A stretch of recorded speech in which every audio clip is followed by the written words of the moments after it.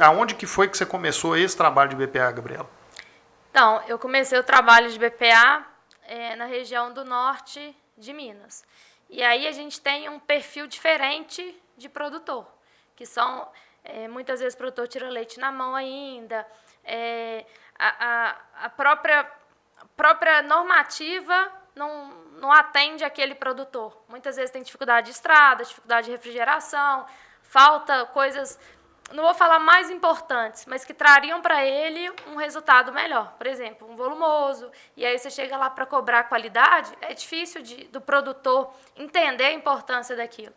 Mas é um trabalho que precisa ser feito, é um trabalho de formiguinha mesmo, peguei laticínio que não tinha tanque, todos os produtores entregavam leite na lata, e aí o problema de CBT era muito, muito grave.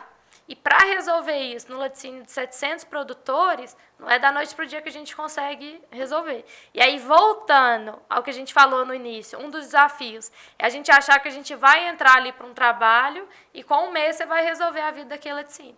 E a gente toma a primeira porrada no campo, que a gente não vai fazer isso em um tempo curto. Pode parar. Para tudo. O que você está fazendo aí? Você já clicou no sininho?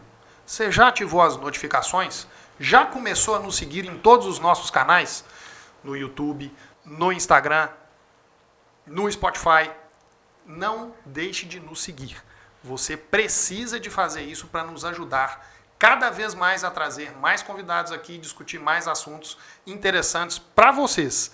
E não deixe de colocar aqui embaixo nos comentários tudo o que você quer escutar a gente batendo prosa aqui com vocês. Vamos lá. Doutor Pedro, conta para nós então, como é que foi esse início de trabalho com BPA, né, Boas Práticas Agropecuárias, que é esse trabalho voltado para a qualidade de leite aí nos laticínios? Então, quando eu comecei a rodar, né, rodando o projeto de BPA, foi no começo ali, né, que estava ainda instalando as normativas, o pessoal estava começando a conhecer as normativas. Então, o pessoal, a gente chegava lá para falar principalmente de CPP, né, que queria ser cortado.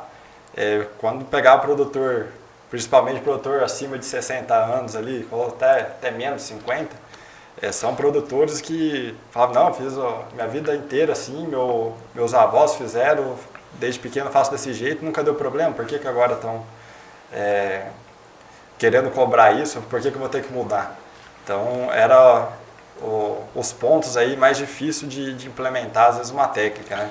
Tá, mas para as pessoas que têm um pouquinho menos de conhecimento dessas siglas que nós estamos falando, essa sopa de letrinha aí, o que é CPP e o que é CCS? Então, a CPP vai ser a contagem padrão em placa, que seria a antiga CBT, né? Que antes era conhecida. Contagem bacteriana total. Isso. E CCS, né, as células somáticas aí, contagem de células somáticas que vai ter no leite, né? É importante entender, para quem está ouvindo aí, que a CPP, ou CBT, está relacionada à contagem bacteriana do leite. Então, na hora que a gente fala em CPP, a gente está referindo ao leite que está no tanque, e isso aí está mais relacionado à limpeza e refrigeração. E o produtor se perde muito nesses conceitos. E a CCS é o que a gente chama de soldado de defesa ali da glândula mamária, do úbero e da vaca. Então, sempre que tiver algum problema com a vaca em relação à mastite, a gente vai ver esse aumento da CCS. Então, CBT, eu estou falhando em limpeza e refrigeração. CCS, eu estou falhando na vaca. Pode ter alguma bactéria ali, eu não estou cuidando da imunidade do meu rebanho, eu não estou trabalhando na rotina de ordenha, e isso faz com que esses indicadores na fazenda aumentem. Tá, então vou te trazer só um minutinho, rapidinho, Lucas. Conta aí. Só para a gente deixar bem claro. CPP ou CBT fora da vaca. CCS dentro da vaca. É isso aí? Exatamente. A gente escuta muito produtor falando assim, minha CCS veio alta, mas é porque o leiteiro demorou para pegar meu leite. Então, a CCS, o leite que você está tirando da vaca já sai com essa CCS alta. O leite da vaca não tem bactérias. Então, a CBT o leite vai ser contaminado ao longo do caminho que ele passa até chegar no tanque.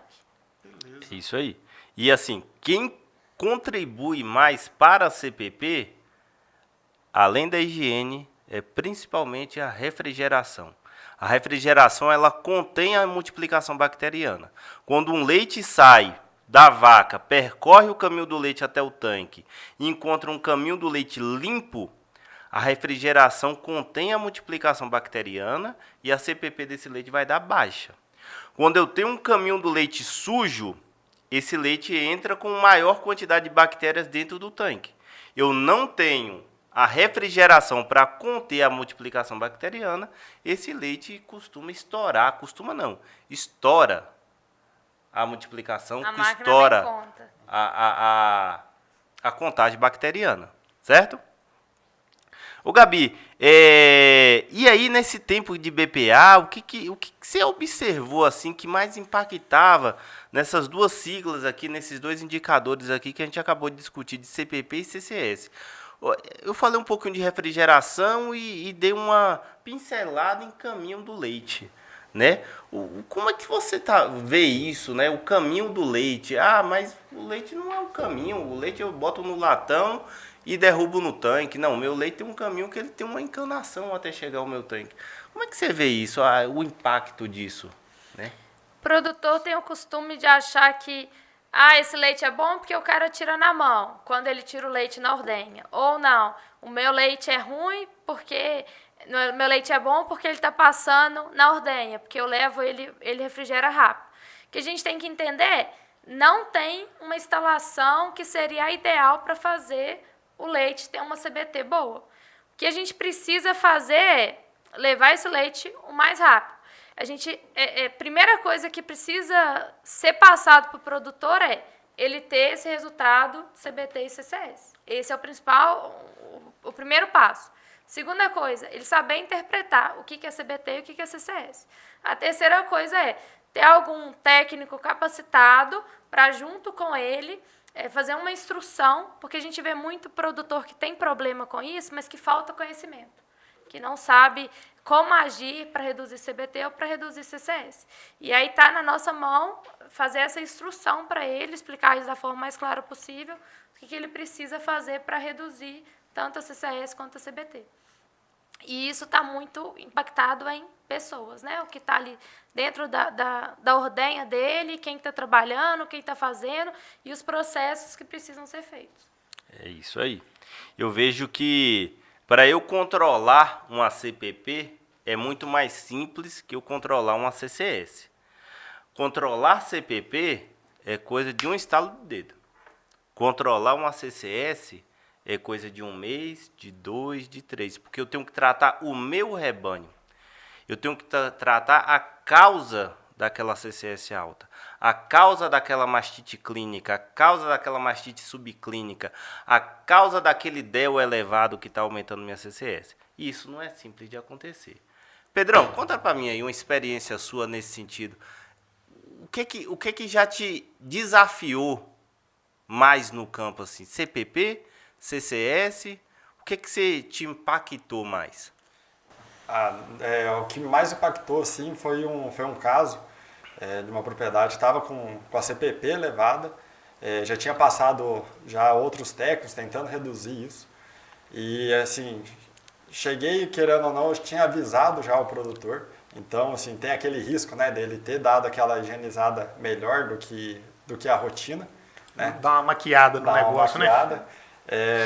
E o que aconteceu foi, estava com o tanque desregulado, né? Então assim, não tinha feito a aferição ali do tanque. E outra coisa, cano de vácuo. Quando a gente foi abrir o cano de vácuo, saiu assim, uma água suja, porque a lavagem da ordenha estava subindo pro vácuo. E o produtor assim, nunca que ia perceber isso, quando abriu, quase tomamos um banho lá daquela água lá. Não. Então assim, são coisas que às vezes estão escondidas, né? Não passa o leite lá dentro, mas pode interferir. É claro que tem outras coisas que interferem muito mais, né? Resíduo de leite em qualquer lugar onde vai passar o leite, né? Tanto na ordenha, na tubulação quando é circuito fechado, né? Sempre costumo dizer, né? Quem já já precisou lavar uma madeira de criança, quem é pai aí, normalmente eu uso essa referência aí com os produtores. Deixa uma madeira do teu filho de um dia para o outro. O que vai virar? Né? É a mesma coisa que acontece aqui dentro da ordenha. Ou seja, tem que usar água quente, tem que esfregar, tem que lavar com detergente. Bem lavadinha é uma madeira do menino, né? E a ordenha da mesma forma. Tem que desmontar tudo.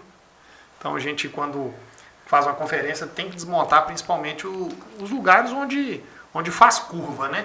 Que quando está passando um lugar mais reto, menos chance de agarrar alguma coisa. Agora, fez uma curva, tem uma conexão de alguma coisa, a gente precisa de desmontar para verificar, né?